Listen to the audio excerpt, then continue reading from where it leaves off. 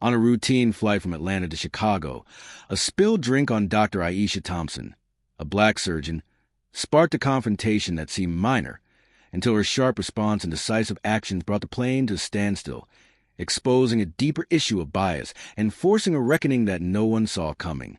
Dr. Aisha Thompson, a 38-year-old trauma surgeon, boarded Flight 472 from Atlanta to Chicago on a chilly November morning. She was headed to a medical conference where she was scheduled to present her research on disparities in healthcare outcomes for minority patients. Aisha, a black woman with a commanding presence and a reputation for precision, settled into her business class seat for A, with a stack of notes and her laptop. She was used to high-pressure situations, having spent years navigating the intense world of emergency medicine, but nothing could prepare her for what was about to unfold. The flight, operated by Horizon Airlines, was a short one, just under 2 hours. Aisha planned to use the time to refine her presentation. As the plane reached cruising altitude, the flight attendant, a man named Brian Kessler, began the beverage service. Kessler, in his mid-30s with a polished smile, moved down the aisle with a cart, serving drinks to passengers. When he reached Aisha, she requested a ginger ale, her go-to for flights. Kessler nodded, poured the drink, and handed it to her. But as he did, the cup tilted, spilling cold soda across Aisha's lap, soaking her tailored blazer and skirt. Aisha gasped, startled by the sudden chill.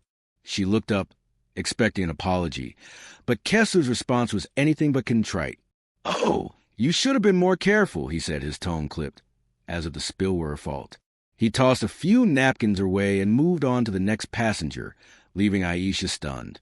The passengers nearby glanced over, some whispering, others pretending not to notice. Aisha, wiping soda from her clothes, felt a familiar sting, not just from the spill, but from the dismissive attitude she encountered too many times as a black woman in professional spaces. She took a deep breath, her years of training kicking in. She wasn't one to let disrespect slide, but she also knew the importance of staying composed. "Excuse me," she called after Kessler, her voice calm but firm. "You spilled this on me. I'd appreciate an apology and some help cleaning this up." Kessler turned, his smile gone. "Ma'am, I'm busy here. You got napkins? It's just a little soda." His tone carried a hint of irritation, and he gestured vaguely toward the napkins now sticking to Aisha's damp skirt. The exchange caught the attention of the passenger in 4B, a middle-aged white man in a suit, who shifted uncomfortably but said nothing. Aisha's eyes narrowed. She wasn't just a passenger. She was a woman who'd faced microaggressions and outright bias her entire career, from medical school to the operating room. She recognized the subtext in Kessler's response, the assumption that she was overreacting, that her discomfort didn't matter, but she wasn't about to let this go. "I'm asking for basic courtesy," she said, her voice steady. "You spilled a drink on me. Do your job and address it properly." Kessler's face reddened. He stepped closer, lowering his voice but not his attitude. "Look, lady, I don't have time for this. If you're going to make a scene, I'll have to call the captain." The threat hung in the air, and Aisha felt the weight of every eye in the cabin on her. She knew how this could escalate, how a black woman speaking up could be labeled disruptive or aggressive. But she also knew her rights. "Then call the captain," Aisha said, her tone unwavering. "And while you're at it, get me your supervisor. This isn't just about a spilled drink anymore." Kessler froze, clearly not expecting her to push back so directly.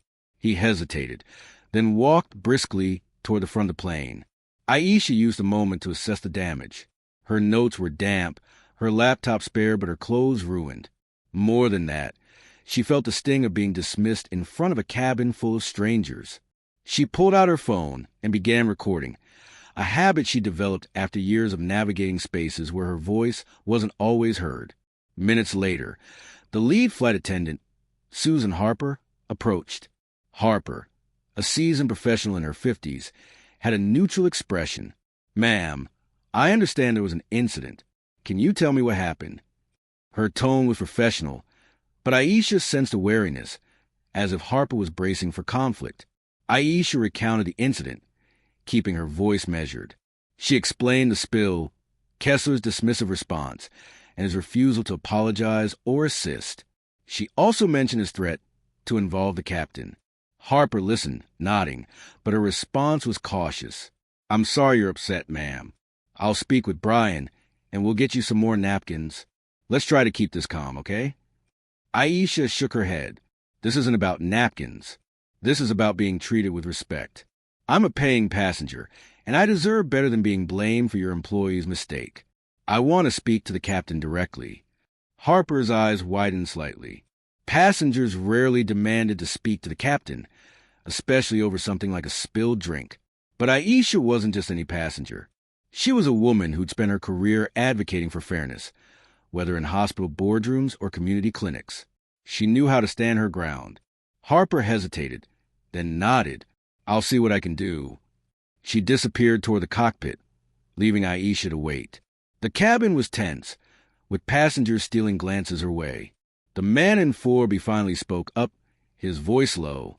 "You're handling this better than I would have," he said. "That guy was out of line." Aisha nodded, appreciating the support, but focused on what came next. When Harper returned, she was accompanied by Captain Robert Ellis, a tall man with graying hair and a calm demeanor. He introduced himself and asked Aisha to explain the situation. She repeated her account, emphasizing Kessler's behavior and the lack of accountability. "Captain, I'm a trauma surgeon," she said. "I deal with life and death situations every day. I don't escalate things lightly. But this isn't just about a drink. It's about how I was treated, and I'm not letting it slide." Ellis listened intently, his expression unreadable. When Aisha finished, he turned to Harper. "Get Brian up here. Now!" Harper nodded and left to fetch Kessler. While they waited, Ellis apologized to Aisha. "This shouldn't have happened," he said. "We'll address it." Kessler arrived, looking defensive. Ellis asked him to explain his side. Kessler claimed the spill was an accident and that Aisha had overreacted, making it difficult for him to continue the service. Aisha, still recording, interjected. "Captain, I have this on video. You can see exactly what happened and how he responded." The mention of the video shifted the dynamic. Ellis's face tightened, and he asked Aisha to send him the footage once they landed. He then instructed Kessler to return to the back of the plane and told Harper to take over the business class service. But Aisha wasn't done. She knew that incidents like this often got swept under the rug once the plane landed. She needed to ensure accountability now. "Captain," she said, her voice steady but forceful, "I'm not comfortable continuing this flight with someone who's shown clear bias toward me. I'm requesting that we return to Atlanta so this can be addressed properly. I know my rights as a passenger, and I know you have the authority to make that call." The cabin went silent. Passengers exchanged shocked looks, and Harper's jaw dropped. Ellis paused, clearly weighing his options. Returning to Atlanta would delay the flight, inconvenience passengers, and cost the airline money. But Aisha's calm, authoritative demeanor and the threat of the recorded evidence left him little room to argue. She wasn't bluffing. She knew the Federal Aviation Administration's regulations and the airline's own policies on passenger treatment. After a long moment, Ellis nodded. "Ma'am, I hear you. Let me consult with my crew." He returned to the cockpit, and Aisha sat back, her heart pounding but her resolve unshaken. She knew she was taking a risk, but she also knew that staying silent would mean letting Kessler's behavior go unchecked. In the cockpit, Ellis discussed the situation with his co-pilot, Karen Walsh. They reviewed the airline's protocol for passenger complaints and the potential legal implications of ignoring Aisha's request. The video evidence was a wild card. Publicized footage of a flight attendant mistreating a passenger, especially a black woman, could spark a PR nightmare.